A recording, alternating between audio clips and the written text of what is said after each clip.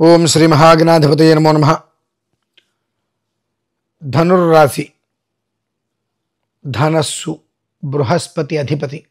అయితే ధనస్సు రాశి వారికి ప్రస్తుత వాతావరణంలో గురు శాపం అనేటువంటి దాని వలన అనుకున్నటువంటి ప్రతి ఒక్కటి చాలా నిదానంగా నడవటం ప్రారంభమవుతుంది.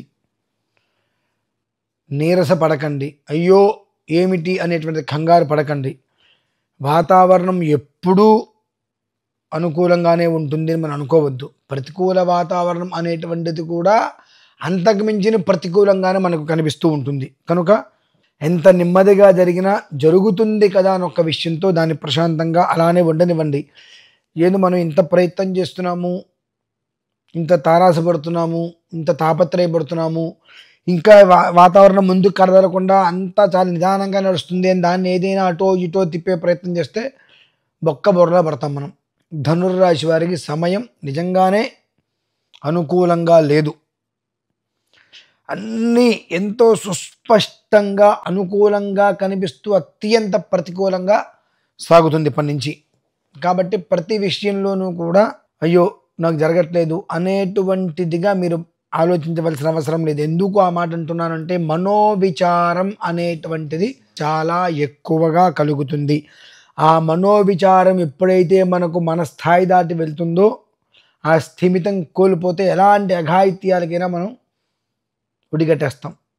కనుక ఏమాత్రము కూడా మనస్సు అదుపు తప్పకుండా ఓకే జరిగింది.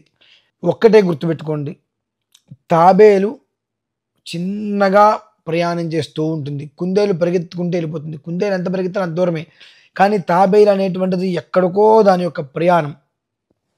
కనుక ప్రతి ఒక్కటి గమనించుకుంటూ అత్యంత జాగ్రత్తగా అడుగులో అడుగు వేసుకుంటూ వెనక ముందు ఆలోచించుకుంటూ వెళ్తే ఇవాళ అవ్వవలసిన పని ఒక 10 రోజులు లేటుగా అవుతుంది. కానీ నాకు ఇవాళ అవ్వాల్సిన పని ఇవాళే అవ్వాలనే ప్రయత్నం చేస్తే మొత్తం కొలాప్స్ అయి కూర్చున్నటువంటి స్థితి చాలా ఎక్కువగా ఉంది. కనుక ఈ యొక్క ధనస్సు రాశి వారు ఏమాత్రం అవకాశం ఉన్నా కాదు, అవకాశాన్ని వీరుని చూసుకొని విష్ణు సహస్రనామ పారాయణ వినటము చేసుకోవటము, లేదా విష్ణుమూర్తి స్వామివారిని ఏతా అసదన్ సుకృతస్య లోకేత విష్ణోపాహి, లేదంటే ఓం నమో నారాయణాయ, ఇది చాలా తేలిక అందరికీ కూడా.